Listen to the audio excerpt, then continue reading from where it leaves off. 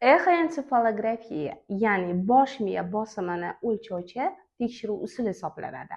Aynan bu tekshiruv usuli nevrologik kasalliklarda, quyidagi muammolarda juda ham muhim hisoblanadi. Bolalarda uchraydigan har xil bosh miya ichi bosimini o'zgarishlari, bosh miya travmalari va shu bilan birgalikda bosh miyadagi bronxil kista yoki o'simtalarni aniqlash.